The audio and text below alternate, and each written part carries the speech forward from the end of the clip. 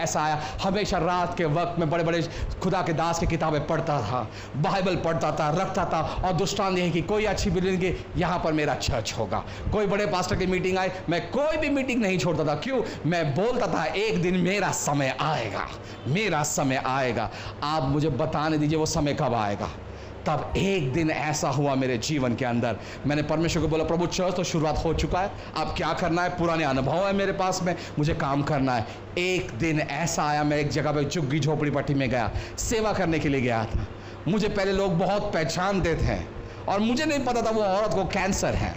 मैंने हाथ रख दिया, मैंने बोला, ओहो, परमेश्वर ने मुझसे कहा कि मेरे मुंह में सामर्थ है, मैं वचन को ले रहा और बोल रहा हूँ, क्योंकि वो कबूल ही करना बहुत ज़रूरी। मैंने कबूल करना शुरू कर दिया कि परमेश्वर आपको चंगा दे रहा है, परमेश्वर आपको ऐसा कर रहा है। मुझे बताने दीजिए, तुरंत कुछ क्षणों के अंदर जो बूढ़ी माँ जो नीचे बैठी थी वो एकदम सीधी और बोलती मुझे खाना चाहिए। और वो एक चमत्कार के वजह से, पूना के अंदर राम टेकड़ी बोल के एक एरिया जहाँ पे सब बंजारा लोग रहते हैं, मुझे बताने दीजिए, और जिंदा सुखा लोग, सरदार जी टाइप के लोग रहते हैं वहां पर, उनके बीच में परमेश्वर ने उस औरत को जब खड़ा किया, पूरी बस्ती हमारे चर्च में आ गई, पूरे लोग आ गए। मैं गिनना मैंने शुरू करा, बोला प्रभु कितने लोग आ रहे हैं, कितने लोग आ रहे हैं। उसके बाद मैंने बोला प्रभु इतना ही नहीं चाहिए, मैंने बोला प्रभु मुझे और लोग चाहिए। मैं दूसरे दिन मैंने वहां खड़ा और मैंने कहा कि परमेश्वर मुझे अच्छे शहरों से बड़े लोग दे रहा है। मैं ऐसे एक सभा में गया जहां पे पास्टर एस.आर. मनोहर प्रचार कर रहे थे। Pastor SR. मनोहर के प्रचार खत्म हुआ, वहां पर मैंने कहा सिस्टर आज परमेश्वर कुछ तो कर रहा है। सिस्टर ने कहा मैं चर्च ढूंढ रही हूं। मैंने बोला प्रेज द लॉर्ड।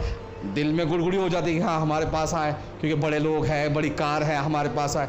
नहीं, मुझे ऐसा चर्च चाहिए जहाँ का पास्टर जो है ना हमारे कंट्रोल से चले। मैं बोला प्रभु नहीं चाहिए, थैंक यू। वो एक दिन हमारे चर्च आए, बोलती बस इतने लोग, ना निराश आ जाता। और तब मैंने वहाँ पर एक वचन को लिया, मैंने कहा प्रभु आप कुछ तो करो, कुछ तो करोगे, क्योंकि मैंने सुना था कि विश्वास से बोलने वाले काम होते हैं, क्योंकि उस बाइबल में लिखा है जो मनुष्य के लिए असंभव है परमेश्वर के लिए संभव है। तो मैंने उस वचन को लिया, दिन रात दिन रात दिन रात, जब मैं वचन को पढ़ते गया। मेरे डैड जब काम पे जाते थे तब मैं घुटने में हुआ करता था, जब वो दोपहर शाम को 4 बजे तब भी मैं घुटने पे हुआ करता था। और जैसे ही मेरे पास्टर को पता चला कि मैं दिन और रात मैं घुटने पे आ रहा हूँ, तब माइक अलेक्जेंडर पास्टर अमेरिका से आए थे। उन्होंने कहा he is the boy, God anointed him. और आपको बताना चाहता हूं, मैं बोला अनॉइंटिंग का क्या है, चर्च में लोग होना चाहिए। वो बड़े बड़े सपने होते थे। और फिर मैं बताना चाहता हूं, एक दिन हमने वापस से प्रार्थना करना सभा लिया एनडीए के अंदर। और जैसे मैं एनडीए में गया, मैंने कहा प्रभु ये जगह की मिट्टी मेरे लिए है, क्योंकि तेरा वचन कहता है कि जहां पर मेरा जूता जाएगा उस जमीन को जो लगेगा वो जगह हमारी होगी। और मैंने जैसा क्लेम किया, फर्स्ट नाइट को मेरा पहला इतिहास में वहां पर मीटिंग हुआ, कोई क्रिश्चियन पास्टर का मीटिंग हुआ फर्स्ट डे। और जैसे ही मैं वहां पर गया, मैंने कहा somebody to my light। कोई अपनी चमड़ी के रोग से हो रहा है, वहां पे शिरीन को चंगा मिले। उसके पास से मेरा 25 परिवार आए। वहां के बाद से आपको कहना चाहता हूं, 3 दिन के सभा में हमने इतना एनडीए को हिलाया, वहां पे सारे बड़े से बड़े लोग ढूंढने लगे, चर्च कहां है, चर्च कहां। ऐसा करके हमने 1 नहीं 2 नहीं 3 महीने में 1500 लोग लाए। और वहां पर आज हम देखिएगा, आज हम कहां पर है। आज हम इतने दिन परमेश्वर के वचन को खाते रहे, सीखते रहे, चलते रहे, पढ़ते रहे, और हम उस वचन को लेके चलते। तब क्या हुआ, हम उस वचन को लेके बाद परमेश्वर हमारे साथ संयम बरत रहा था, परमेश्वर संयम के साथ काम ले रहा था, हम वचन से आगे बढ़ रहे थे। और आज हम देखिए आज हम कहां पर है। आज परमेश्वर का सुसमाचार लेके हर घर में हम जा रहे हैं, हम सब देश में जा रहे हैं। क्यों? ये परमेश्वर का वचन है, इसलिए विश्वास जरूरी होता है। इतना ही नहीं होता है, जब मैं विदेश यात्रा कर रहा था, 2-3 बार मैं विदेश गया, तब मैं वहां पर देखा कि पहले यात्रा में देखा कि बहुत सामर्थ के काम हुए।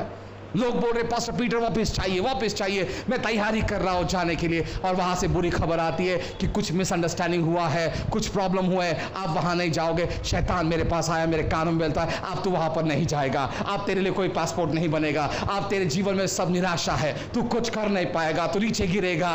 आपको मालूम है, मैं इस डर के साथ 1 साल तक इस डर के साथ बैठा, और मैं सोच लगा कि मैं वापस नहीं जाऊंगा। वो डर के अंदर मैं सहमत होने लगा कि नहीं, मैं चर्च नहीं जाने लगा, मैं वचन पढ़ने नहीं लगा। एक पास्टर मैं वचन पढ़ने नहीं लगा। मैं हमेशा दूसरे पासवान को बुलाता था, साल्वेशन आर्मी से भरत को बुलाता था, आओ प्रचार करो।